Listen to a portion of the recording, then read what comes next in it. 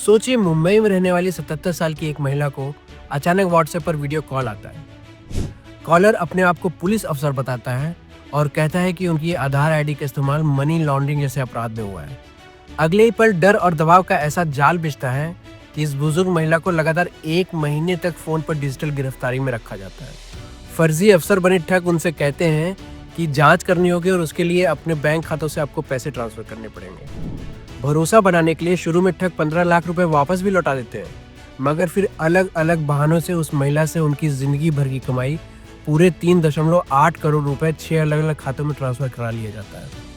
1 महीने बाद जब उन्हें फिर से पैसा ट्रांसफर करने के लिए कहा जाता है, तब जाकर उस महिला को शक होता है और वो अपनी बेटी से इस बारे में बताती है। फिर उसकी बेटी 1930 साइबर हेल्पलाइन पर कॉल करती है और तब जाकर कहीं पुलिस उन खातों को फ्रीज कर पाती है। नमस्कार दोस्तों, कैसे हैं आप लोग? दोस्तों, अक्सर हम डिजिटल इंडिया की कामयाबी के किस्से सुनते हैं। कैसे करोड़ों लोग ऑनलाइन आ गए, कैसे यूपीआई से चंद सेकंड में पेमेंट हो जाती है और कैसे सरकार की सेवाएं अब मोबाइल पर भी उपलब्ध हैं। लेकिन आज हम डिजिटल इंडिया के उसी सिक्के के दूसरा पहलू देखने वाले हैं, उसका एक डार्क साइड। ये वो अंधेरी सच्चाइयाँ हैं जिन पर उतनी चर्चा नहीं होती। ऑनलाइन फ्रॉड का बढ़ता जाल, डिजिटल डिवाइड यानी इंटरनेट सुविधा से वंचित करोड़ों लोग और हमारे समाज के बुजुर्ग जो इस तेज डिजिटल दौर से कहीं पीछे छूट रहे हैं। इस वीडियो में हम वास्तविक कहानियों के जरिए जानेंगे कि डिजिटल इंडिया के इस डार्क साइड का आम जनता पर क्या असर हो रहा है। शुरुआत में आपने सुना कैसे मुंबई की एक दादी के साथ बड़ा साइबर धोखा हुआ। ऐसा ही कुछ देश भर में और भी लोगों के साथ हो रहा है। तो चलिए सिलसिलेवार ढंग से समझते हैं। सबसे पहले ऑनलाइन ठगी और साइबर क्राइम की सच्चाई को समझते हैं। फिर हम बात करेंगे डिजिटल डिवाइड, जो अपने देश में आज भी एग्जिस्ट करता है, जिसकी वजह से कितने लोग आज भी इंटरनेट से वंचित हैं। और फिर बात करेंगे उन लोगों की जो डिजिटल दुनिया से कटते जा रहे हैं, खासकर हमारे बुजुर्ग। और अंत में जानेंगे कि इन समस्याओं का हल व्यक्तिगत, सामुदायिक और नीतिगत स्तर पर क्या हो सकता है। चलिए बिना देर किए शुरू करते हैं। दोस्तों, मुंबई की उस 77 वर्षीय दादी की कहानी कोई अकेली घटना नहीं है। 2024 में भारत में साइबर अपराधियों ने कुल 22,842 करोड़ रुपए की रकम ठगी, यानी लगभग 23,000 करोड़। ये आंकड़ा 2023 के मुकाबले 3 गुना से भी ज़्यादा है।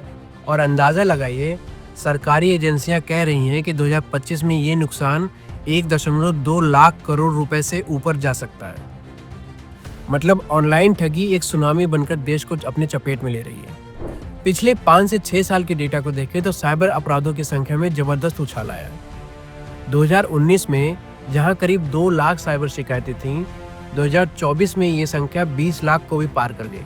सोचिए, डिजिटल क्रिमिनल्स कितनी तेजी से बढ़ रहे हैं और शातिर होते जा रहे हैं। इसके पीछे एक बड़ी वजह है हमारा तेजी से डिजिटल पेमेंट्स को अपनाना।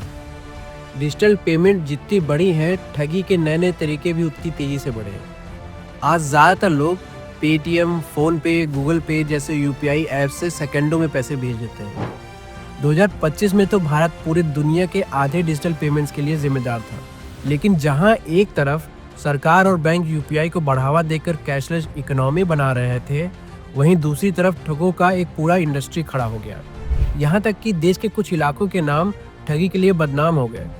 जैसे झारखंड के जामताड़ा की कहानी मशहूर है, जिसे भारत की फिशिंग फैक्ट्री कहा जाता है। अब जरा जानिए ठगी के कुछ आम तरीके कौन कौन से हैं। पहला है फिशिंग मैसेजेस या कॉल। एसएमएस, व्हाट्सएप पर ऐसा मैसेज आएगा कि आपने कोई लॉटरी जीती है या अमेजन, फ्लिपकार्ट का रिफंड पाए, और फिर आपसे ओटीपी या यूपीआई पिन ले लेंगे। दूसरा है फर्जी ऑनलाइन लिस्टिंग। आपको किसी साइट पर आईफोन या बाइक आधे दाम पर बिकती दिखेगी।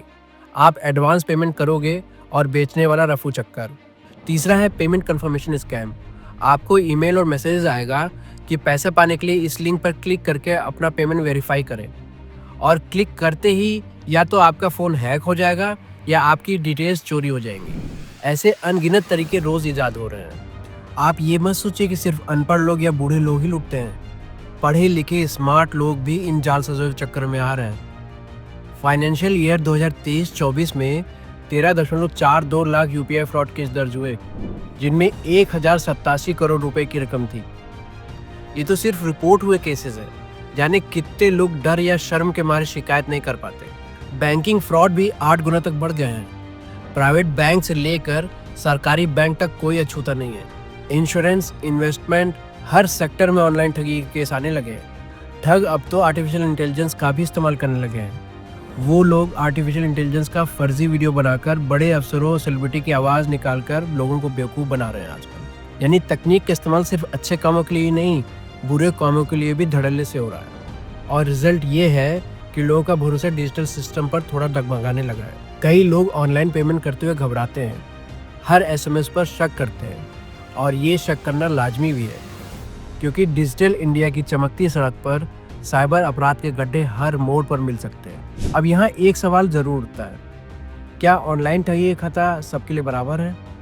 जवाब है नहीं।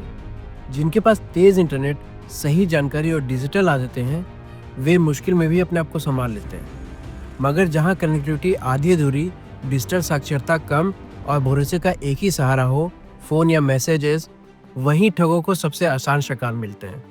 यानी फ्रॉड सिर्फ टेक्निकल समस्या नहीं है, ये एक्सेस और अवेयरनेस की भी कहानी है। कम नेटवर्क प्लस कम मार्गदर्शन मिलकर ऐसा माहौल बनाते हैं जहां ठगी के लिए बस एक डराने वाला कॉल ही काफ़ी होता है। जहां एक और देश का एक बड़ा हिस्सा इंटरनेट और डिजिटल पेमेंट की मेन स्ट्रीम में आ चुका है, वहीं दूसरी ओर लाखों करोड़ों लोग ऐसे भी हैं जो आज भी इस डिजिटल दुनिया से बहुत दूर हैं। और यही हमें लेकर आता है उस बड़े मुद्दे पर जिसे हम अक्सर नज़रअंदाज कर देते हैं, डिजिटल डिवाइड। कौन जुड़ पाया और कौन पीछे रह गया। हम और आप शहरों में बैठकर सोच सकते हैं कि अब तो हर किसी के पास स्मार्टफोन है, सब कुछ ऑनलाइन हो चुका है, लेकिन सच्चाई ये है कि भारत की लगभग 41% आबादी के पास आज भी इंटरनेट की पहुंच नहीं है। जी हाँ, लगभग आधा भारत अब भी ऑफलाइन है। और जिनके पास इंटरनेट है, उनमें शहर और ग्रामीण लोगों के बीच में बहुत बड़ी खाई है। 2024 में भारत के करीब 88.6 करोड़ एक्टिव इंटरनेट यूज़र थे और इनमें लगभग 55% ग्रामीण क्षेत्र से थे। सुनने में ये अच्छा लग सकता है कि ग्रामीण यूजर्स आधे से ज़्यादा हैं, लेकिन असल में ग्रामीण आबादी का बहुत बड़ा हिस्सा अभी भी इंटरनेट से दूर है। कई बड़े राज्यों में तो आधे से कम लोगों तक इंटरनेट पहुंच पाया है, जैसे बिहार में केवल 43% और उत्तर प्रदेश में करीब 46% लोगों के पास इंटरनेट कनेक्शन है। दूसरी तरफ केरल, महाराष्ट्र जैसे राज्यों में 70% से ज़्यादा आबादी ऑनलाइन है। यानी देश के भीतर ही अलग अलग डिजिटल भारत है, कुछ बहुत आगे, कुछ बहुत पीछे। इस डिजिटल डिवाइड का डायरेक्ट लिंक सिर्फ ऑनलाइन साइबर फ्रॉड केसेस की बढ़ोतरी में नहीं है। इस डिजिटल डिवाइड का असर किसे कितना एजुकेशन एक्सेस मिल पाता है उस पर भी पड़ता है। कोविड-19 महामारी के दौरान डिजिटल डिवाइड साफ देखने को मिला था। जब शहरों में ऑनलाइन क्लासेस जूम और गूगल मीट पर चल रही थी, वहीं ग्रामीण इलाकों में करोड़ों बच्चे पढ़ाई से बिल्कुल कट गए थे। सरकारी आंकड़े कहते हैं कि ग्रामीण भारत में सिर्फ 15% स्कूली बच्चे के पास ऑनलाइन पढ़ाई के लिए ज़रूरी डिजिटल साधन थे। बाकियों के पास न स्मार्टफोन न इंटरनेट। ऐसे में राजस्थान के बाड़मेर जिले में जवाहर नवोदय विद्यालय के एक छात्र हरीश को रोज़ाना इंटरनेट सिग्नल के लिए पहाड़ी पर चढ़ना पड़ता था। सुबह 8 बजे वो पहाड़ पर चढ़कर मोबाइल नेटवर्क पकड़ता और दिन भर वहीं बैठकर क्लास अटेंड करता और फिर दोपहर 2 बजे घर लौटता। महाराष्ट्र के नंदुरबार जिले में एक शिक्षक लक्ष्मण पवार को अपने गांव में पेड़ के ऊपर चढ़कर अपने छात्रों को पढ़ाना पड़ता, क्योंकि ज़मीन पर नेटवर्क मिलता ही नहीं था। सोचिए, पढ़ने पढ़ाने के लिए कैसी जद्दोजहद करनी पड़ी। इन किस्सों से ये पता चलता है कि डिजिटल इंडिया की किरण हर कोने तक समान रूप से नहीं पहुंची। कई परिवारों ने अपने बच्चों की पढ़ाई के लिए अपनी गाय, अपनी ज़मीन, अपना सोना गिरवी रखा ताकि एक स्मार्टफोन खरीद सकें। और कई जगह एक ही फ़ोन को 4-4 बच्चे शेयर करके पढ़ते थे। ये कहानियाँ दिल दहलाने वाली हैं और याद दिलाते हैं कि जब तक इंफ्रास्ट्रक्चर, कनेक्टिविटी और डिवाइस सबके लिए उपलब्ध नहीं होंगे, तब तक सबका डिजिटल विकास मुमकिन नहीं है। डिजिटल डिवाइड का असर सिर्फ शिक्षा पर नहीं, रोजगार, स्वास्थ्य, हर चीज़ पर पड़ता है। जिसके पास इंटरनेट तेज़ और सस्ता है वो आगे निकल जाता है और जिसके पास नहीं है वो पीछे छूट जाता है। शहरों में लोग घर बैठे ऑनलाइन बैंकिंग, ऑनलाइन राशन, डॉक्टरों से वीडियो कॉल पर सलाह सब कर लेते हैं। गांव में आज भी कई बार छोटा सा काम करने के लिए घंटों सफ़र करके शहर जाना पड़ता है, क्योंकि सर्विस ऑनलाइन थी और गांव में इंटरनेट नहीं था। समाज के गरीब तबके, कम पढ़े लिखे लोग और विशेषकर हमारे बुजुर्ग, ये सारे वर्ग डिजिटल दुनिया से सबसे ज़्यादा कटे हुए हैं। अब बात करते हैं विशेष रूप से बुजुर्गों की, जिनके लिए डिजिटल इंडिया किसी चुनौती से कम नहीं। हमारे माँ बाप या दादा दादी की पीढ़ी, जिनकी उम्र 60 साल से ऊपर है, उनकी ज़िंदगी में डिजिटल बदलाव सबसे ज़्यादा चुनौतीपूर्ण रहा है। आपने गौर किया होगा, कई बुजुर्ग स्मार्टफोन इस्तेमाल करने में हिचकते हैं, इंटरनेट बैंकिंग या यूपीआई से पैसे भेजने में डरते हैं। ज़रूरी नहीं कि सभी ऐसा महसूस करें, लेकिन बड़ी संख्या में वरिष्ठ नागरिक टेक्नोलॉजी को लेकर असहज हैं। भारत में 60 साल से ज़्यादा उम्र के सिर्फ लगभग 12% लोग ही डिजिटल रूप से साक्षर हैं, जबकि सामान्य आबादी में ये आंकड़ा 38% है। यानी उम्र दराज लोगों का एक बड़ा हिस्सा डिजिटल दुनिया से तालमेल बिठा नहीं पा रहा है। तकनीक के इस्तेमाल में बुजुर्गों को कई प्रैक्टिकल दिक्कतें भी आती हैं।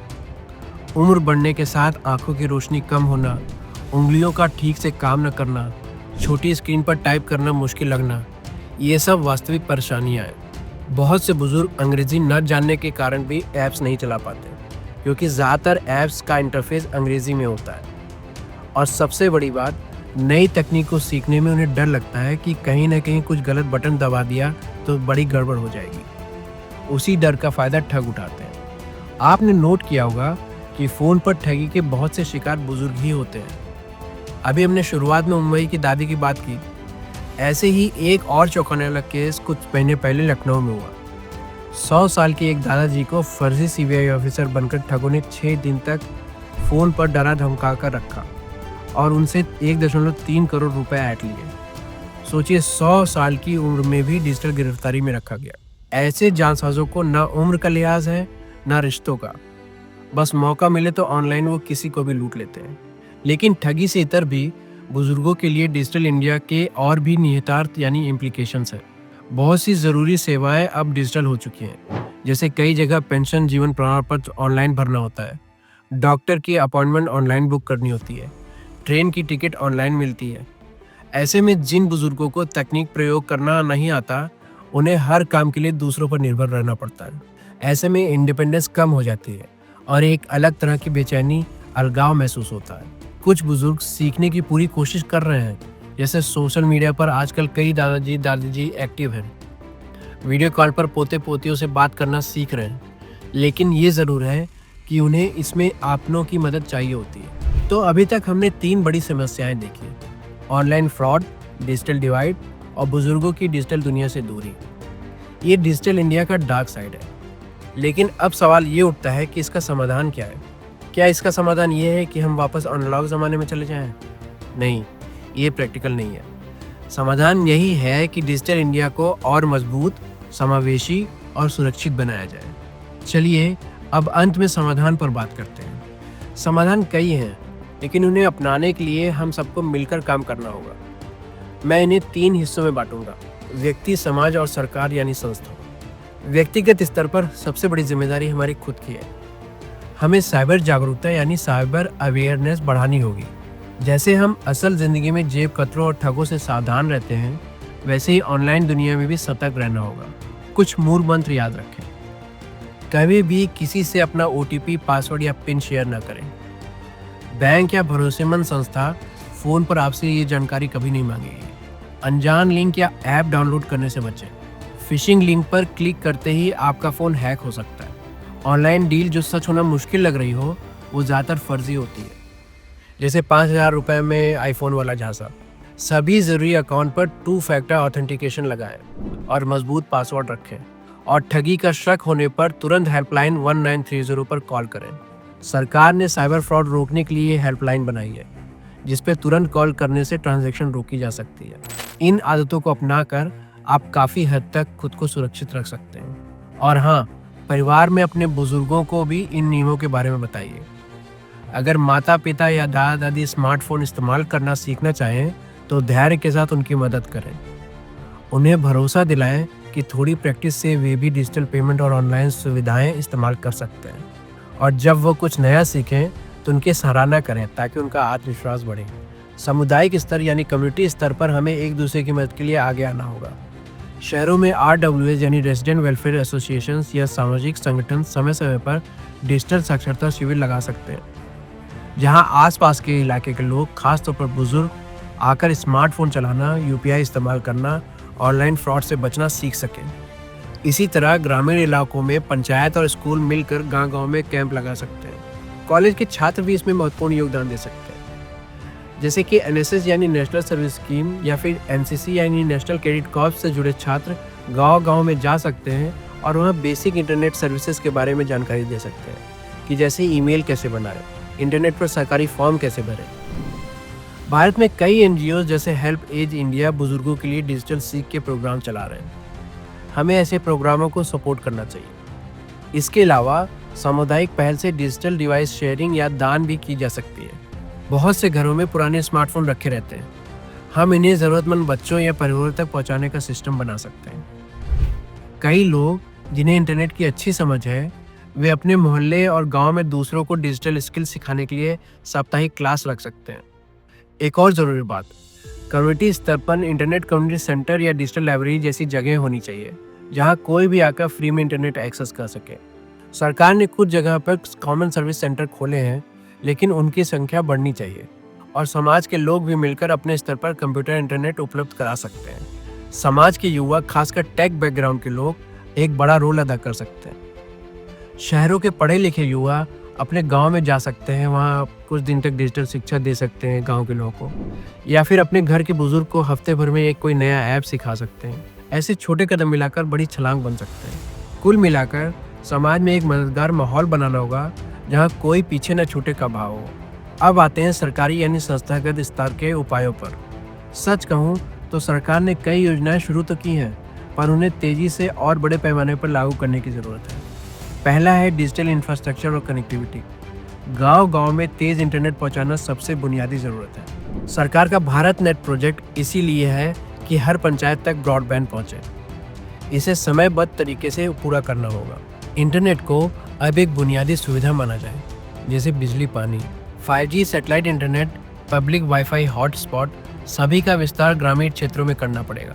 साथ ही नेटवर्क स्पीड और फाइबर कनेक्शन पर निवेश बढ़ाएं ताकि शहरों में भी धीमे इंटरनेट की समस्या न रहे। दूसरा है डिजिटल साक्षरता अभियान। बड़े पैमाने पर जागरूकता और प्रशिक्षण कार्यक्रम चले। जैसे एक अभियान पहले से ही चल रहा है जिसका नाम है प्रधानमंत्री ग्रामीण डिजिटल साक्षरता अभियान। इसे और विस्तार दें। स्कूल कॉलेज के पाठ्यक्रम में साइबर सुरक्षा और डिजिटल शिक्षा अनिवार्य तौर पर जोड़ें। सरकार अगर हर ब्लॉक स्तर पर डिजिटल प्रशिक्षण केंद्र खोले जहां बुजुर्गों और वंचित वर्गों को मुफ्त ट्रेनिंग मिले तो बहुत फर्क पड़ेगा। नेशनल डिजिटल लिटरेसी मिशन को जन आंदोलन की तरह चलाने की जरूरत है। तीसरा है साइबर सुरक्षा और कड़े कानून। ठगों में डर पैदा करने के लिए सख्त कानून और उनका सख्ती से लागू होना जरूरी है। अभी एक digital personal data protection act 2023 पास हुआ है डेटा प्राइवेसी के लिए, लेकिन उसके नियम ठीक से लागू होने बाकी हैं। इसे मजबूत तरीके से अमल में लाएं ताकि कंपनियां और सरकार जनता के डेटा की हिफाजत करें। साइबर अपराधों की तेज जांच और दोषियों को कड़ी सजा मिलना भी उतना ही जरूरी है। पुलिस के साइबर सेल को संसाधन और आधुनिक ट्रेनिंग मिले और एक नेशनल लेवल पर real time fraud detection system बने। बैंक्स और पेमेंट ऐप्स को AI की मदद से ऐसे सिस्टम लगाने चाहिए कि कोई असामान्य ट्रांजैक्शन होते ही अलर्ट आ जाए, जिससे हम सही समय पर उसे रोक सकें। चौथा है financial regulation. Digital loan apps या अन्य फर्जी फाइनेंशियल ऐप्स पर लगाम लगाना जरूरी है। RBI ने 2025 में डिजिटल लेंडिंग गाइडलाइंस निकाले हैं, लेकिन हजारों अनरेगुलेटेड ऐप्स अब भी चल रहे हैं। इन्हें बैन करने और जनता को इनके प्रति जागरूक करने की जिम्मेदारी सरकार और प्ले स्टोर जैसे कंपनियां दोनों की है।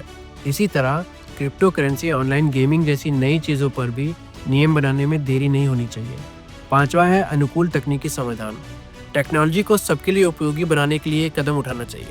मसलन RBI ने UPI 123 पे जैसा सिस्टम लॉन्च किया, जिसमें बिना इंटरनेट वाले फीचर फ़ोन से भी UPI पेमेंट किया जा सकता है। ऐसी सुविधाओं का प्रसार बढ़ाना होगा ताकि जिनके पास स्मार्टफोन नहीं भी है वे भी डिजिटल पेमेंट कर सकें। इसके अलावा ऐप डिज़ाइन कंपनियों को ध्यान रखना चाहिए कि बुजुर्गों के लिए आसान इंटरफेस बनाएं, हिंदी सहित स्थानीय भाषा का विकल्प रखें, बड़े टेक्स्ट साइज रखें और वॉइस कमांड जैसे फीचर रखें।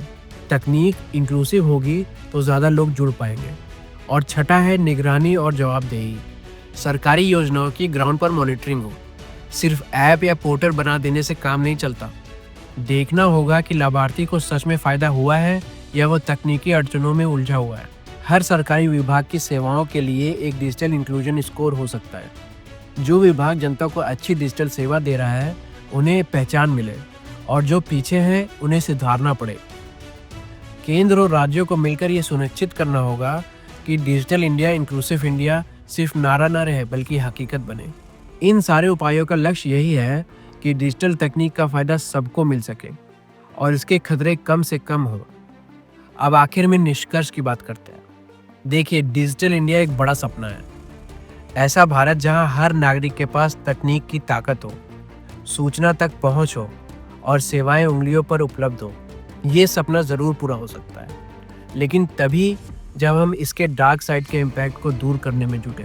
ऑनलाइन फ्रॉड को रोकना होगा ताकि लोगों का भरोसा बना रहे डिजिटल इंडिया पर। डिजिटल डिवाइड को पाटना होगा ताकि किसी बच्चे की पढ़ाई नेटवर्क न मिलने की वजह से छूटे ना। किसी गांव का हुनर सिर्फ इसलिए पीछे न रह जाए कि वहाँ इंटरनेट नहीं था। और हमें अपने बुजुर्गों को साथ लेकर चलना होगा। उन्हें डिजिटल युग का हिस्सा बनाकर उनकी ज़िंदगी आसान बनानी होगी। डिजिटल इंडिया का ब्राइट साइड तभी चमकेगा जब हम सब मिलकर उसके इस डार्क साइड को दूर कर सकें। ये सरकार, प्राइवेट सेक्टर, समाज और हम सबकी साझी जिम्मेदारी है। याद रखिए, तकनीक एक टूल है, अच्छा या बुरा बनाना हमारे हाथ में है।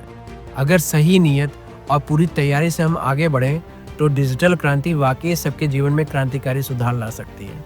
आपको क्या लगता है? क्या आपने या आपके जान पहचान में किसी ने ऑनलाइन ठगी या डिजिटल दिक्कतों का सामना किया है? अपने अनुभव नीचे कमेंट में ज़रूर बताएं। हमें उम्मीद है कि हम सब मिलकर समझदारी से कदम उठाएंगे तो डिजिटल इंडिया का भविष्य उज्जवल और सबको साथ लेकर चलने वाला होगा।